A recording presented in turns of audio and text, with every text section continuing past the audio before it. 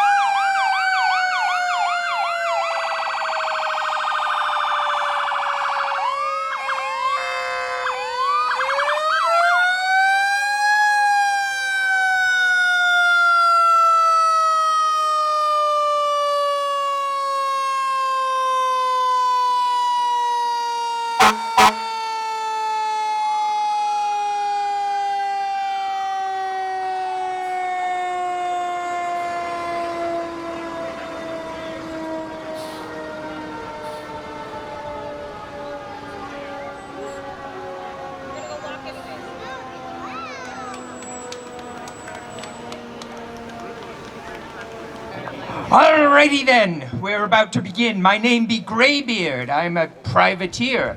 I am the gunner of the privateer ship Broom here in the harbor during the American Revolutionary War. And today I am going to be talking to you about some history of Fort Phoenix, and we're going to have a great ceremony here. First of all, I'd like to welcome you all to Fairhaven on behalf of the Office of Tourism, the Fairhaven Village Militia, the Select Board of the Town of Fairhaven, and the Town Administrator. Some of those folks are standing over here. Town Administrator is Angie Lopes-Ellison. That's Angie. Stacia Powers, Leon Corey, Bob Espindola, Keith Sylvia, and Charlie Murphy are the 5 members of our Select Board. Alrighty, this is going... Go down there. I shouldn't need that anymore. All right, then.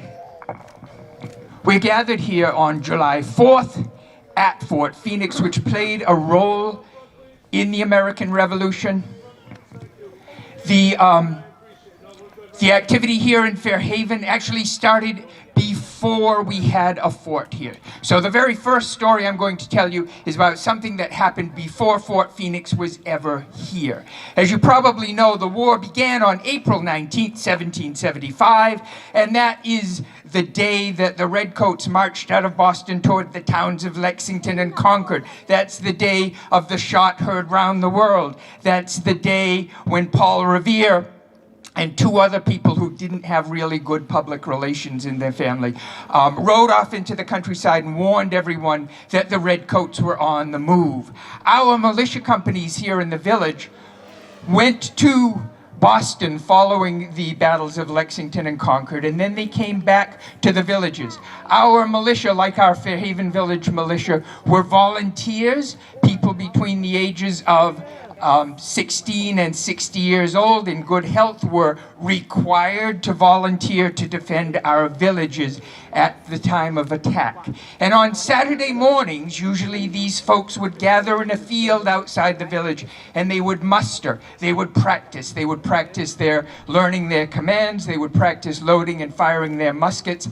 And less than a month after the battles of Lexington and Concord, less than a month, on May 13th, 1775, Nathaniel Pope, Daniel Eggery, and our militia company was out in the village field practicing when a horseback rider arrived and told them that there were two British ships that were anchored off our harbor. One was off the end of Sconticut Neck over there toward the east, and the other was on the end of Clark's Point to the west. And those two British ships were manned by Royal Marines, and they were going to harass any Americans who were sailing in and out of our harbor. So Nathaniel Pope and Daniel Eggery decided that they were going to sail out and do something about that. So at midnight, they gathered down at the waterfront, and Daniel Eggery had a sloop named the Success. The Success was big enough that 25 men could hide below the deck, but they had to draw straws to see which 25 would go and which 25 had to stay ashore. And they got on the boat and they swept out of the harbor during the darkness of night after midnight. Sweeping means rowing. There was no wind that day, and if you didn't have wind, you couldn't sail. So they had to row. All through the night, they rowed out toward the east, and as the sky started to get lighter gray in the morning, through the mist, they saw the first British ship anchored there. And there was a watchman on board, and he could see them coming, but he just saw a small sloop with two people on the deck. On the deck were Nathaniel Pope and the drummer boy, Benjamin Spooner, who was there to give signals. But as Nathaniel Pope and the Success got closer to the British ship, the British watchman on board asked them to sheer away. He wasn't concerned because it was a small boat. There were just two people on board. But he didn't want them to collide, and Nathaniel Pope was getting awfully close. So he said, "Sheer away!" That means turn. Why use one word when two can work, right? So sheer away! And Nathaniel Pope did not sheer. He was coming right up alongside. And as he got up closer, the British watchman decided to load his musket. Well, it took a bit of time to load a musket back then. Before he could do that, Nathaniel Pope had pulled up alongside. He used a grappling hook to put the two boats together. He stomped his foot on the deck. Benjamin Spooner beat his drum, and our 25 men went aboard the British ship, grabbed that watchman, subdued him, went down below deck, and captured very easily about 14 Royal Marines who were completely taken by surprise. This was the best trained fighting force ever on Earth, really, at that time, but they had no idea they were about to be attacked. So with little ado, a little scuffling, we subdued those men, tied them up, left them below deck, closed the hatch cover, and dragged the anchor over it to keep them down there. And then Nathaniel Pope stayed on that ship, and Daniel Eggery started guiding the Success across to the other side, where the second British ship was anchored. Now they had seen something going on. The sun was coming up now. They had seen skirmishing, so they put up their sails, and they were sailing away, and we were pursuing them and firing shots at them. Now, one thing that was happening was the commander of the British ship, he was somewhat of a coward. He was ducked down behind the hatchway, and he kept popping his head up like this to look around and to give commands to his men. And every time he popped his head up, he had this big white feather in his hat that was flying in the breeze like this, shining in the sunlight. And so Daniel Leggery pulled aside one of our riflemen, a fellow by the name of Mr. Shockley, and he said, "Mr. Shockley, the next time you see that feather pop up, I want you to take a shot at it." So Mr. Shockley got ready. A moment or two later, the British commander popped up his head, and pow! The bullet hit him in the side of the scalp, and it slid around under his scalp and popped out the back. He survived. When we got him to the village doctor later that morning, he joked that his family was known for its thick skulls. Probably saved his life that day. But when he was injured, his men surrendered. They put up the flag of surrender. We took over that second ship. And so on Sunday morning, May 14th, 1775, Nathaniel Pope, Daniel Eggery, and the Success came in with 2 captured ships and about 25 captured British Royal Marines. And that was, in fact, the very first naval battle of the American Revolution. And it was fought right here by Fairhaven village men, and we won! Huzzah!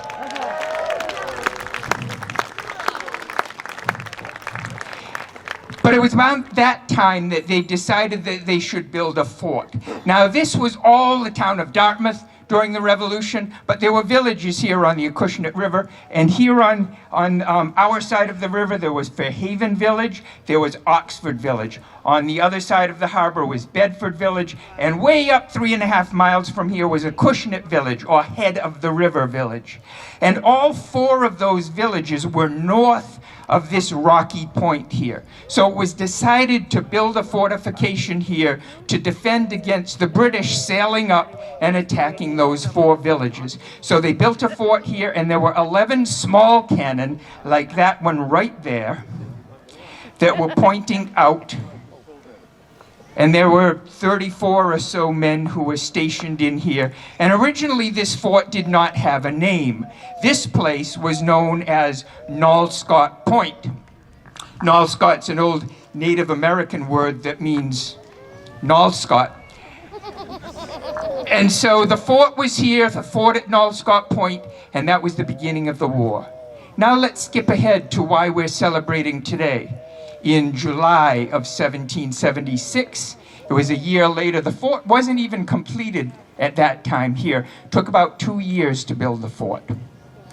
But on July 2nd, 1776, the Continental Congress voted on a resolution to claim that the 13 colonies were free and independent states. They were the United States of America. That was July 2nd. And then Thomas Jefferson and his crew put together the Declaration of Independence, which was signed on July 4th, which we now celebrate as Independence Day. And a lot of people think, well, that was the end of the war. That's why we celebrate. It's the 4th of July, Declaration of Independence, ta-da! The Declaration was really kind of close to the beginning of the war, and it went on for many years after that. And we're going to talk to you in a little while about what happened later. But first, we have the chairperson of the Select Board, Stacia Powers, and she is going to read to you the Declaration of Independence. Do you want this stand?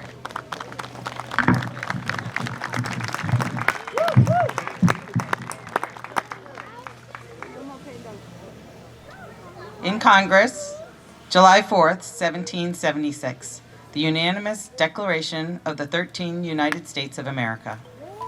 When, in the course of human events, it becomes necessary for one people to dissolve the political bands which have connected them with another, and to assume among the powers of the earth the separate and equal station to which the laws of nature and of nature's God entitle them, a decent respect to the opinions of mankind requires that they should declare the causes which impel them to the separation. We hold these truths to be self-evident, that all men are created equal, that they are endowed by their Creator with certain unalienable rights, that among these are life, liberty, and the pursuit of happiness, that to secure these rights, governments are instituted among men, deriving their just powers from the consent of the governed, that whenever any form of government becomes destructive of these ends, it is the right of the people to alter or abolish it, and to institute new government, laying its foundation on such principles and organizing its power in such form as to them shall seem most likely to affect their safety and happiness. Prudence indeed will dictate that governments long established should not be changed for light and transient causes, and accordingly all experience hath shown that mankind are more disposed to suffer while evils are sufferable than to right themselves by abolishing the forms to which they are accustomed.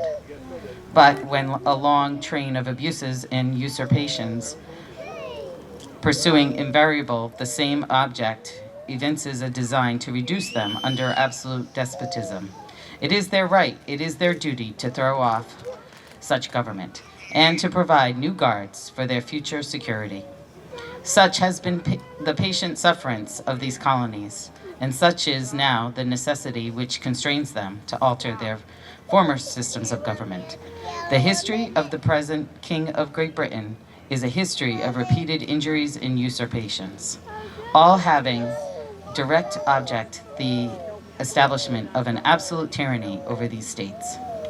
In every stage of these oppressions, we have petitioned for redress in the most humble terms. Our repeated petitions have been answered only by repeated injury.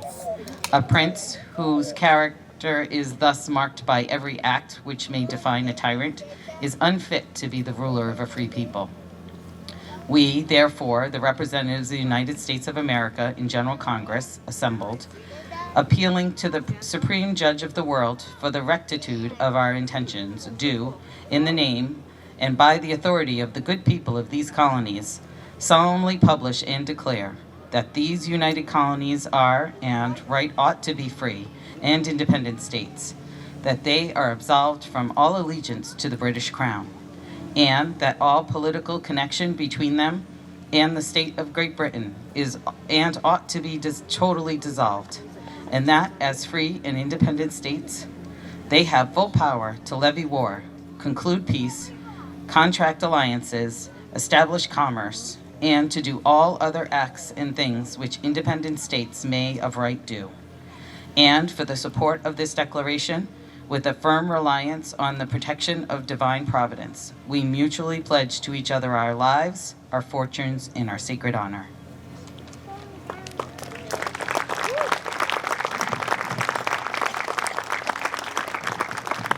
Thank you, Stacia.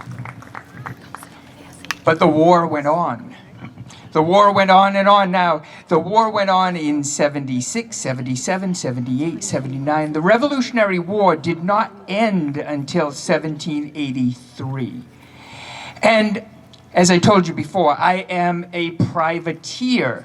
Privateering was going on in this harbor. Privateers were private boat owners who were given permission to put weapons on their ships and sail out and capture enemy vessels. They could then bring the ships back in, auction them off with all the goods that were aboard them, and split the proceeds between the crew. So privateering was a very important part of the American Revolution because we didn't really have much of a navy at all. During the entire Revolutionary War, many, many times more British ships were captured by privateers than by our navy. So here on this harbor, many privateer ships sailed out in 1775, 1776, 1777. Finally, in 1778, the British were getting really, really angry with us. They called this harbor a hornet's nest of privateers. And so on Saturday, September 5th, 1778, 36 British transport ships sailed around Clark's Point, and on the Bedford side of the harbor, they landed about 4,000 soldiers. Now, in the entire township of Dartmouth at that time, we only had about 2,100 adults. And here the British were landing 4,000 soldiers. They marched up the road. They marched up what was then called King's Road. We changed that name pretty quick. They got to where County and Union Street are today. They shot and killed a couple of our people there. Then they swept down to the harbor. They were setting buildings on fire, setting warehouses, setting many, many ships on fire. The ships burnt the ropes that were tying them to the wharfs and were drifting across the harbor in flames and sinking. Here on our side of the harbor, the people could see that going on across the way, and so people started gathering up their household belongings and trying to escape. The women gathered together the children and things that they felt were most valuable. Some women wrapped up stuff in their sheets and dropped them down in the wells, so if the British got to their house, they wouldn't find their most valuable possessions. And then they went off through the woods into Acushnet and Rochester. And all that Saturday, the British troops marched up toward head of the river. Now today there's a place called the River's End Cafe, which none of you have ever been to, so you don't know where that is. River's End Cafe, there's a little stone bridge there now. Well, during the Revolutionary days, there was a wooden bridge there, and that was the only way across the river back then. There was no New Bedford-Fairhaven Bridge, no Coggeshall Street Bridge, no 195, no Slocum Street Bridge. The only way to get across the river was that little wooden bridge, and there, the British arrived at about midnight. There was a bloody battle there. One of our men by the name of Jonathan Metcalf was shot and killed. He's buried today in Acushnet Cemetery. And the British got over to our side of the harbor, and they settled down for the night. Now we're going to leave them up there for a moment and go back earlier in the afternoon and tell you what was going on here. Now we had here 34 Minutemen, 34 militiamen under the command of Timothy Ingraham. And we had 11 little cannon pointing out that way, but they couldn't fire very far. So when the British landed their troops on Clark's Point, that was out of the range of these cannon. We didn't have any defense this way because that was us. That's the good guys. We don't need anything over there. Well, what the British did was they sailed one ship around to the east of us, and down where the state beach is today, they landed about 250 soldiers who started marching in toward the fort on the land side. So, here we were. 34 brave American militiamen facing about 250 of the best trained soldiers in the world. So what do you think we did?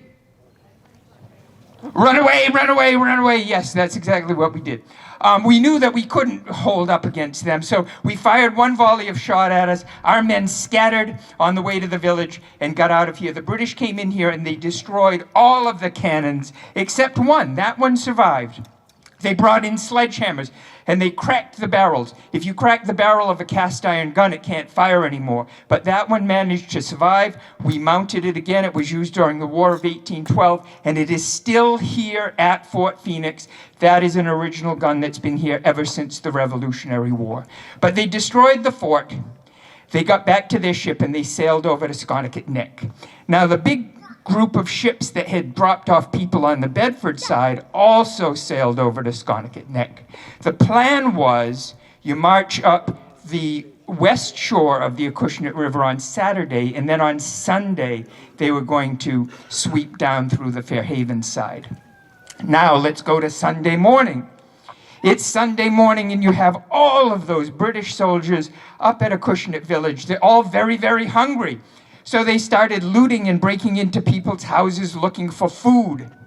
I have to tell you something about food during the colonial days. This was now a Sunday. Sunday was very, very strictly upheld as the Sabbath, and you could not work on Sundays.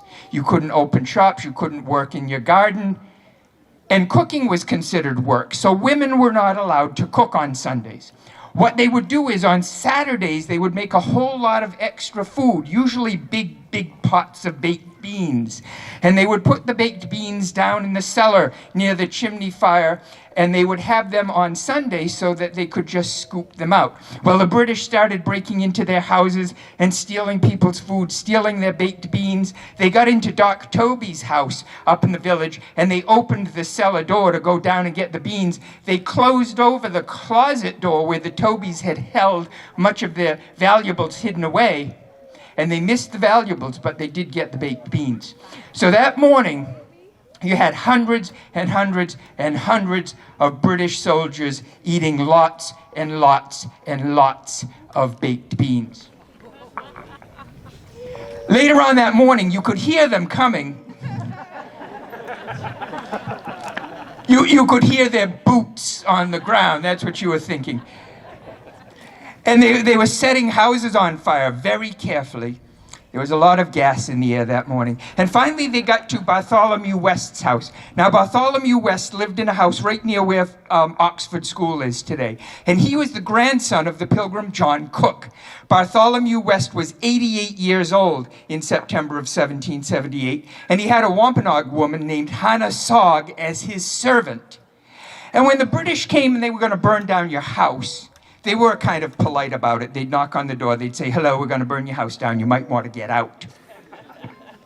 So they got to Bartholomew West's house. They pounded on the door. Well, Hannah answered the door because her master was 88 years old. He was sick in bed. And they said, get out. We're going to burn your house down." They said it with an English accent, so it probably sounded more polite than that. And Hannah said, "My master is 88 years old. He's sick in bed. Will some of you help me carry him out?" And they looked at her, this servant woman, this Wampanoag servant woman, and they said, "Madam, we are not your servant." Well, Hannah mustered up all her strength, and she went over to the old man, and she scooped him out of bed, and all by herself, she carried Bartholomew out of the house and brought him to a tree in the backyard, and there they sat and watched while the British burnt the house down. And Bartholomew was very upset, but more than the loss of his house was the loss of the family Bible.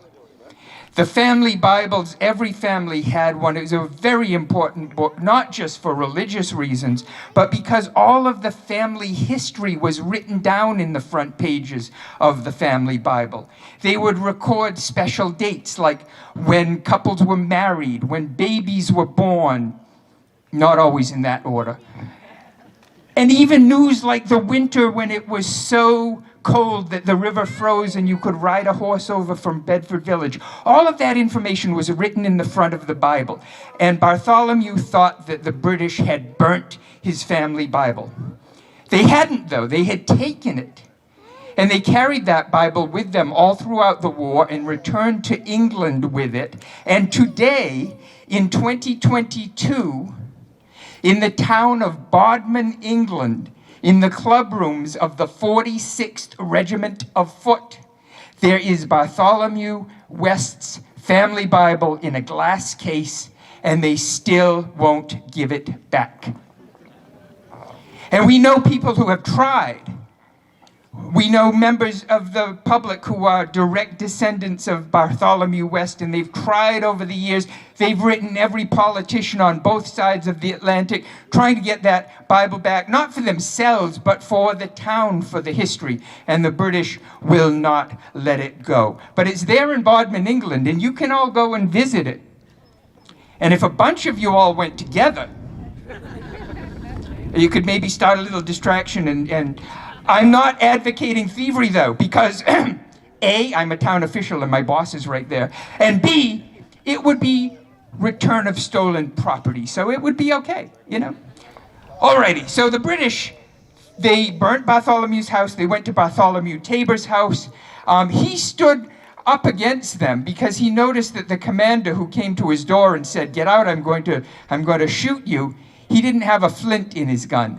And you can't fire a gun without a flint in it. So he knew that he was safe and he stood his ground. But the British commander stole his best gold shoe buckles, and he had to use his second best silver buckles after then. They got to Alden Road, the end of Alden Road where John Alden's house was. They stole a couple of oxen. They drove those oxen ahead of them to Scoticut Neck, and there at the beach where the fleet was anchored offshore, they slaughtered the oxen, and they had a big barbecue there. And then they got back on their ships. The plan was then to sail away from here to the islands of Nantucket and Martha's Vineyard. It was Labor Day weekend. They wanted to go to the islands. But there was no wind, and they didn't have engines back then. So when there was no wind, you couldn't go anywhere. So the British were stuck there, all of these men on board their boats, and some of them were getting kind of bored and eager to do something. So they got into some rowboats and they rowed around here where they'd already destroyed the fort the day before, and they landed at Fairhaven Village to try to stir up some more trouble and do some looting and damage there. Lucky for us, our ragtag militia group was kind of reinforced at that point. Our men, we were volunteers, we were shopkeepers, we were farmers, we had no idea when we got into this that we were going to be fighting the best trained soldiers in the entire world. Some of our men went and hid off in the woods. But Major Israel Fearing heard that we were under attack because we sent people out on horseback into the countryside, just like Paul Revere had done years before. And they warned everybody that the British were attacking. And they got to Wareham, and Major Israel Fearing had about 250 militiamen. So all day Saturday, he marched with his men, and finally by Sunday, they had arrived at the village. And he gathered together the remains of our militia company, and he lined everybody up, and they say he gave us a very inspirational speech. He pulled out his pistol. He said, "I'm going to shoot the first one of you who tries to retreat." And that was the inspiration we needed. So we hid behind buildings and barrels and boxes and trees, and as the British came ashore, we fired shots at them, and they didn't know how few people we really had. And so they got back in their rowboats, and then they went back to Scoticut Neck, and finally on Monday, September 7th, 1778, they sailed out of here bound for Martha's Vineyard and Nantucket. They were really going there to gather sheep for food. Nantucket and the Elizabeth Islands and Martha's Vineyard didn't have good soil for growing crops, but they could grow grass. So many, many flocks of sheep were raised on the islands, and they provided us with our food here, with mutton and lamb, and with wool for our clothing. So the British left here, and they rounded up a whole bunch of sheep to feed the troops. And that raid in 1778 more or less put our harbor out of commission until the very end of the Revolution. We did not get going again. The first large ship to sail out of here did not do so until 1783, just as the war ended. And we did rebuild this fort, though. And that is where the name Fort Phoenix comes from. The phoenix is a mythical bird that rises from the ashes. And so we named this after that mythical bird, Fort Phoenix. And that's where we are today on the 4th of July to celebrate our independence. That's the boring stuff.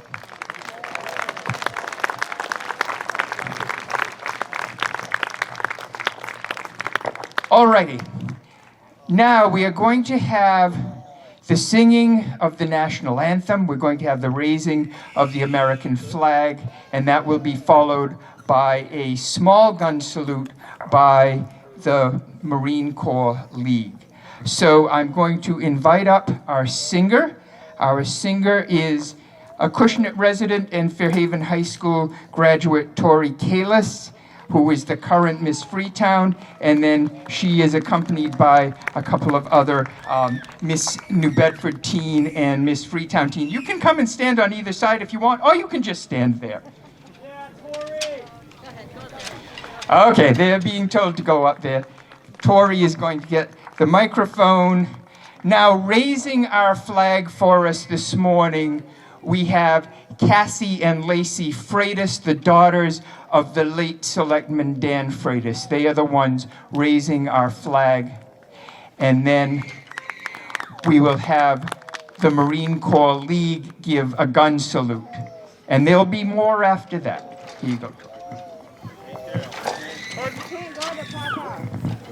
Oh, say, can you see by the dawn's early light what so proudly we hailed at the twilight's last gleaming, whose broad stripes and bright stars through the perilous fight o'er the ramparts we watched were so gallantly streaming, and the rockets' red glare, the bombs bursting in air, gave proof through the night that our flag was still there.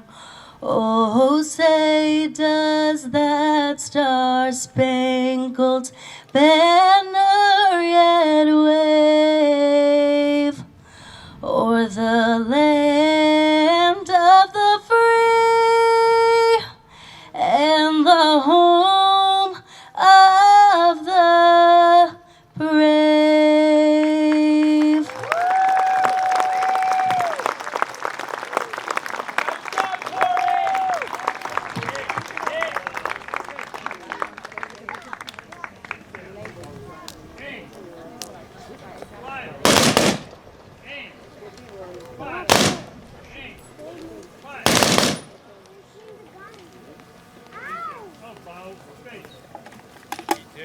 Order! Arm! Stand easy.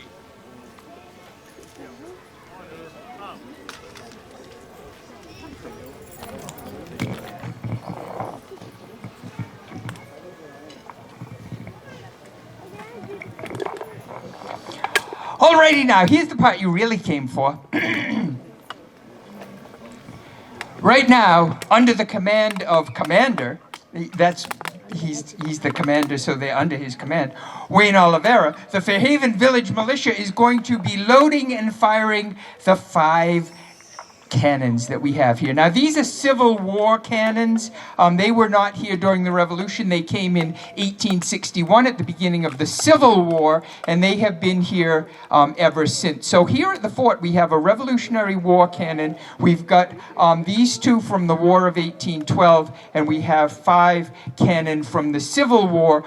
During all 3 of those wars, this was an active military fort. So Fort Phoenix was a real fort, and it did protect our harbor through 3 wars. The militia is going to begin by step-by-step loading cannon number 1, and I will describe what they're doing. That way, if you ever want to do this on your own, you can do that. Oh, I should mention, too, that several of us are licensed by the Commonwealth of Massachusetts to fire cannons. You can get a cannon and mortar firing license, and you do require one. So Wayne's licensed too. Ready, Wayne. Militia, we're going to prepare to fire. Clear the vent. Clear the vent. The first thing he's doing is he's taking a brass pick and he's clearing the touch hole at the back end of the gun. Stop vent. Stop vent. He puts his thumb over it so that no sparks get in there too early and set off a charge. Worm the cannon. Worm the cannon. The cannon worm is a rounded, looks like a big spring on the end of a stick, and that's used to clean out the barrel and make sure there's no residue in there before you fire. Now, during battles, you would be firing one shot after another, and you might have burning embers of the previous gunpowder in there. You want to clean that out before you put in more gunpowder, or else things go boom too early. Wet sponge. They use a sponge made of sheepskin dipped in water, and that puts out, again, any burning embers that might be in the barrel, cleaning it out. Dry sponge is to dry out the barrel. There's a damp sponge in between sometimes. Dry sponge. Bring the charge. Bring the charge. The powder monkey brings up the gunpowder charge. Now, normally that would be a big linen bag of gunpowder. And when these guns were first used, they would have 10 pounds of gunpowder to fire a 24-pound cannonball. So they're loading in the gunpowder charge, which is considerably smaller than 10 pounds right now. Ram the charge. Ram the charge. He's pushing that gunpowder charge all the way back so it is underneath the touch hole. So the gunpowder now is right under the touch hole in the back of the cannon.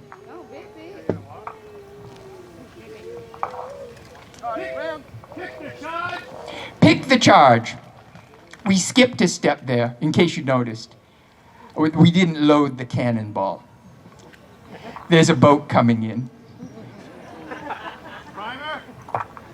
Prime the charge. He's putting the quill. The quill was a hollow bird's feather filled with gunpowder, and that is put down inside the touch hole, and it's now ready to set up. Now, you have to do this all in advance. We're ready to fire.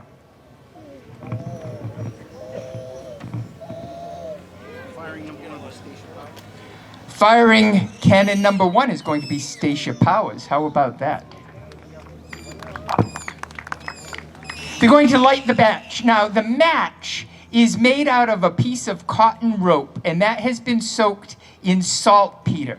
Saltpeter is a chemical that will make that rope burn with a red-hot ember in the end, and it won't go out. So if it were windy, if it were rainy, and you were trying to fire the cannons, this match doesn't go out in the rain. Saltpeter is one of the components of gunpowder. I'll mention at this time, while we're getting that lighted, that there is a nationwide shortage of gunpowder. And Wayne and the militia had to scrounge up some gunpowder for today. The only North American country the only North American company that was still making gunpowder, the Goex company, which had been around since about 1812, closed last fall. And so all gunpowder has to be, right at this point, imported from Europe. It was backlogged. The orders were impossible to get filled. And so it was pretty tricky getting our gunpowder to fire the gun. Now we're lighting the match there. There is good news for the Goex company after going out of business. The Estes company, any of you fire those model rockets that have the dry cartridge that shoots them up in the air? That's the Estes company. They bought the Goex powder company, and they're going to start manufacturing black powder back in the United States. Black powder, by the way, is made from 3 pretty common ingredients, which I'm not going to tell you.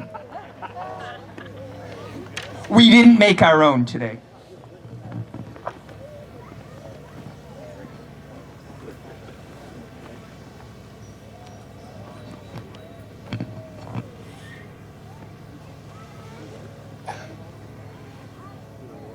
Prepare to fire number 1. Fire.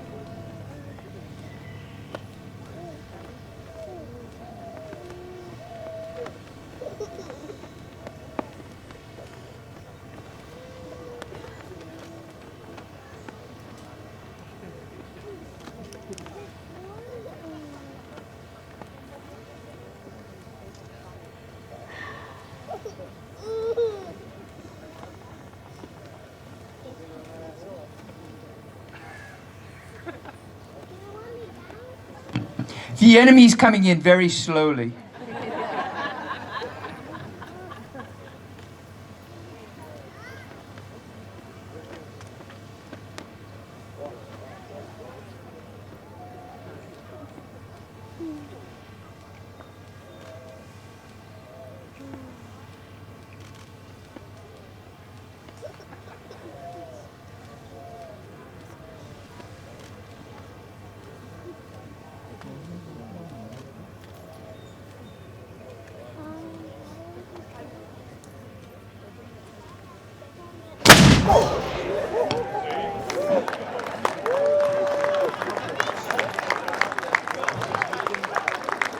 prize.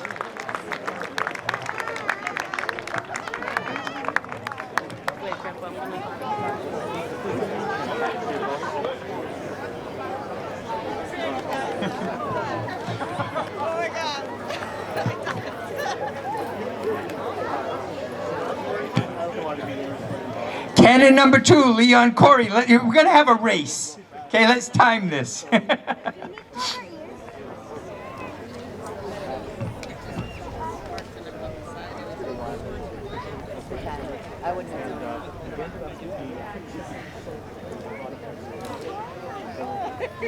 Prepare to fire number 2. Fire!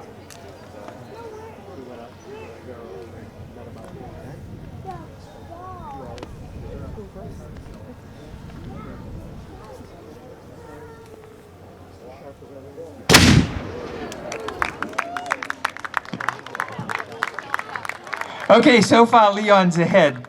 I keep jumping. And I stand at my airship when it scared me though. I jumped. You see me jump every time? I keep jumping. They said? No, that's untrue. Prepare to fire number 3. Number 3, it's Selectman Robert Espindola. Fire!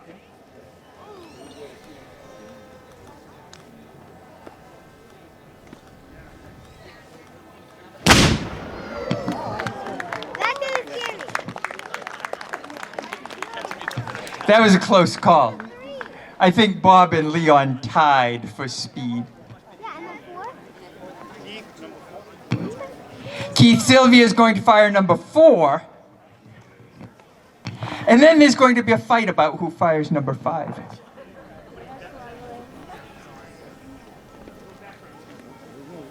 to fire number 4. Fire!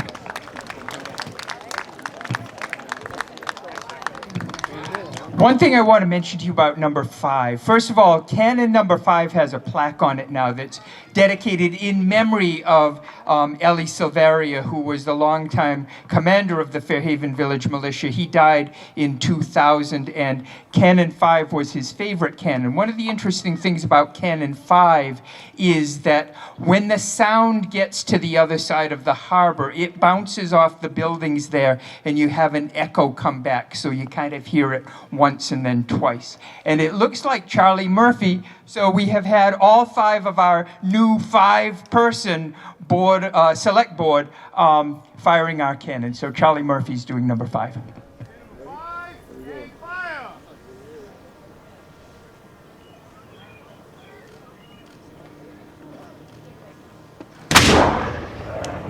I jumped a little.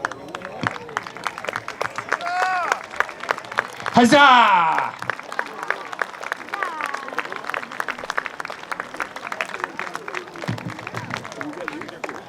And that's it. So I'd like to once again thank you all for coming and celebrating Independence Day, the 4th of July, with us here in the town of Fairhaven on behalf of the Select Board, the Town Administrator, the Fairhaven Village Militia, and the Fairhaven Office of Tourism. Have a good, safe rest of your holiday.